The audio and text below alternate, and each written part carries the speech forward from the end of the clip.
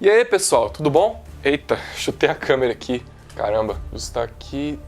Ok. Quase toda vez em que eu estou navegando pela internet, em especial no Facebook, tem alguma polêmica acontecendo. E como você já deve saber, sempre que acontece uma polêmica no Facebook, isso sempre movimenta uma grande massa de pessoas discutindo quem tá certo e quem tá errado. É bom lembrar também que toda polêmica envolve sempre discussões de diferentes grupos sociais.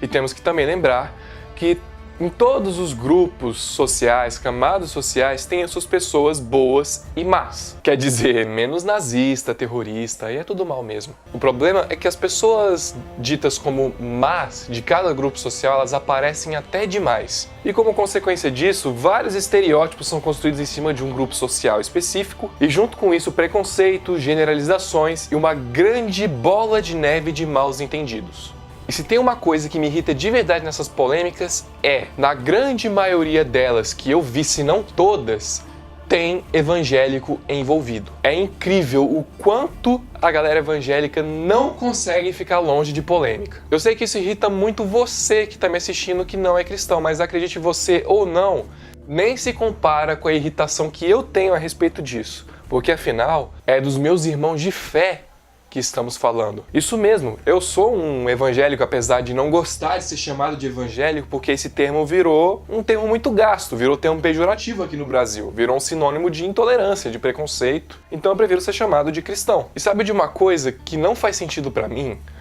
Dizem que o Brasil é um país majoritariamente cristão, certo?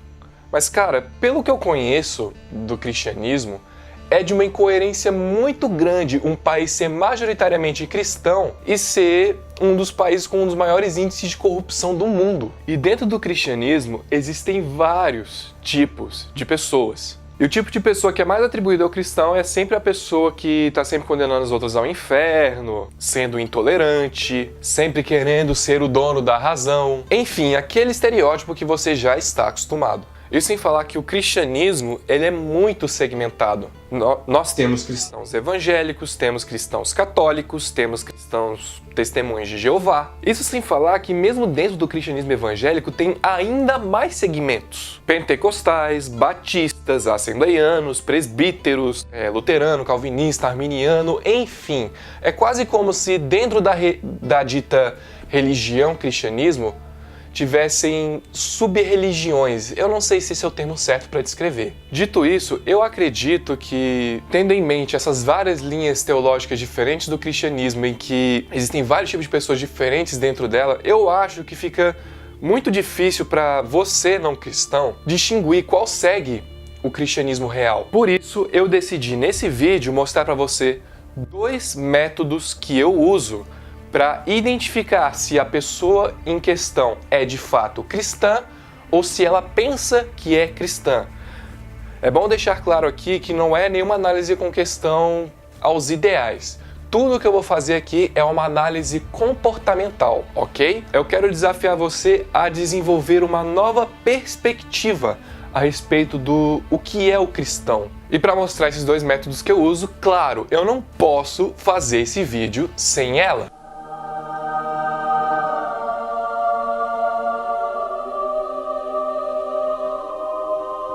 Essa é a tradução mais recente, que saiu no ano passado. Antes de tudo, eu preciso que você entenda o que é o cristão no sentido real da palavra. Então vamos lá.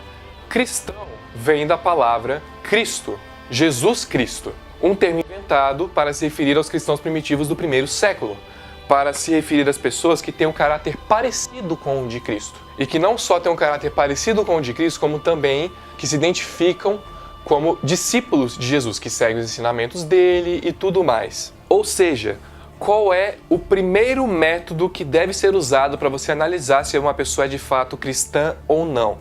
É simples, é só você olhar para Jesus, olhar nos evangelhos da Bíblia e fazer essa análise comportamental de Jesus. Olhar para a forma como ele viu o mundo, olhar para a forma como ele se comportava, olhar para a forma como ele tratava as pessoas. E se eu pudesse resumir a pessoa de Jesus em uma palavra, essa palavra seria amor.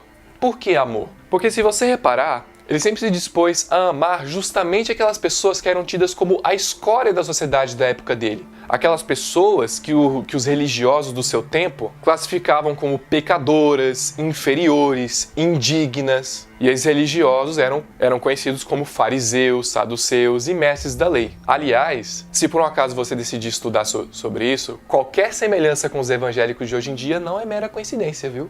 Enfim, voltando ao assunto, alguns exemplos que a gente pode tirar disso é quando ele foi defender a mulher adúltera falando aquela famosa frase: quem estivesse em pecado, que atire a primeira pedra. Ou quando ele foi almoçar na casa de Zaqueu, cara. Você sabe quem era Zaqueu?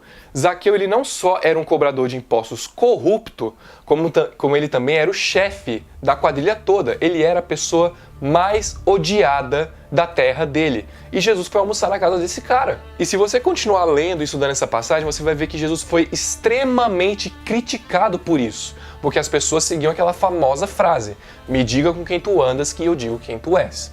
Provavelmente devem ter achado que Jesus era da mesma laia do Zaqueu. Esses são exemplos que provam que Jesus não pensava duas vezes antes de colocar sua reputação em xeque para poder amar as pessoas. O último exemplo que eu posso citar é que, enquanto ele estava sendo crucificado, ele foi capaz de falar o seguinte: Pai, perdoa-os, porque eles não sabem o que fazem. Que ser humano da face da terra consegue liberar perdão assim tão rápido?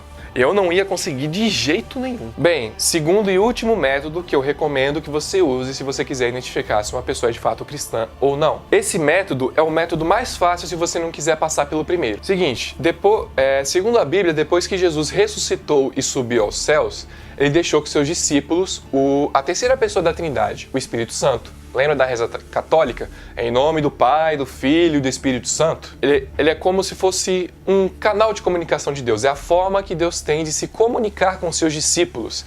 E também é o que nos ajuda a nos tornarmos uma pessoa melhor. Como eu já expliquei em um dos meus vídeos anteriores, a nossa natureza humana, ela tende a dar lugar ao ódio, à hostilidade, tende a querer ser dona da razão. E o Espírito Santo, ele está sempre em conflito com a nossa natureza humana. Ele é o responsável por combater a nossa própria natureza para que facilite o processo de nos tornarmos uma pessoa melhor. E como é que faz isso? Bom, o cristão, ele faz isso se envolvendo em atividades devocionais diárias, que se resumem o quê? Muita leitura bíblica, muitas orações, jejum e por aí vai, para que seja estimulado o Espírito Santo dentro de nós. É assim que nós vivemos. Ser cristão é uma batalha constante contra você mesmo. E tem um versículo que é a argumentação chave do meu vídeo, que está localizado em Gálatas capítulo 5, a partir do versículo 19. E essa passagem em especial, ela faz uma lista que te ensina a verificar se uma pessoa é cheia de Deus, cheia do Espírito Santo, ou se ela é simplesmente cheia de si mesma. E o seguinte, olha, se a pessoa estiver gerando esses frutos, ela não está cheia de Deus, ela está cheia de si mesma. Mas se ela estiver gerando esses frutos aqui, ela está cheia de Deus. E essa passagem, ela diz o seguinte: quando seguem os desejos da natureza humana, os resultados são extremamente claros. Imoralidade sexual, impureza, sensualidade, idolatria, feitiçaria, hostilidade, discórdia, ciúmes, acessos de raiva, ambições egoístas, dissensões, divisões, inveja, bebedeiras, festanças desregradas e outros pecados semelhantes. Repito o que disse antes: quem pratica essas coisas não herdará o reino de Deus. Mas o Espírito Santo, produz este fruto: amor, alegria, paz, paciência, amabilidade, bondade, fidelidade, mansidão e domínio próprio. Não há lei contra essas coisas. Aqueles que pertencem a Cristo Jesus crucificaram as paixões e os desejos da sua natureza humana. Uma vez que vivemos pelo Espírito, sigamos a direção do Espírito em todas as áreas da nossa vida. Não nos tornemos orgulhosos, provocando e invejando uns aos outros. Ou seja, é simples. Nesse cristão que você está analisando, você está vendo amor, paz, alegria, amabilidade, bondade, fidelidade? Você tem visto esses frutos? Se a resposta é não, então a verdade é que esse cristão não está cheio de Deus, ele não está cheio do Espírito Santo, ele está cheio de si mesmo. Quando você usa versículos como esse para poder questionar, no mínimo, esse cristão vai ficar na defensiva. Ainda mais se você disser a seguinte frase: sabe esse Jesus que você tanto prega? Eu não tô vendo ele em você não, viu? Meu irmão, se você fala um negócio desse pra mim, você me acaba. Ué, João, mas como assim? Você tá ensinando a gente a questionar pessoas como você? Sim. Isso mesmo, porque o que eu tenho visto aqui no Brasil são mais pessoas que usam a igreja muito mais como um lugar para se isolar na sua bolha gospel do que realmente um lugar para ter um encontro com Deus. Eu tenho visto muito mais pessoas que se preocupam muito mais em não desagradar a Deus do que em agradá-lo. Eu vejo muito mais pessoas que fazem com que nós sejamos muito mais conhecidos pelo nosso discurso de ódio e segregação do que pelo nosso amor. Sendo que o próprio Jesus, ele nunca disse que nós seríamos conhecidos por termos argumentos, por sermos dono da razão. Ele disse que nós teríamos que ser conhecidos pelo nosso amor. O cristão tem que ser aquele que, impactado pelo amor de Jesus na cruz, espalha essa boa notícia para todo mundo. Bom, então fico por aqui. Espero que você tenha gostado do vídeo. Se você gostou, clique no gostei aqui embaixo, ou em curtir se você estiver assistindo no Facebook. Se você quiser me acompanhar, se inscreva no meu canal, compartilhe esse vídeo com seus amigos, marque eles nas redes sociais se você preferir. E não se esqueça, cara, Jesus te ama, ok? Tchau!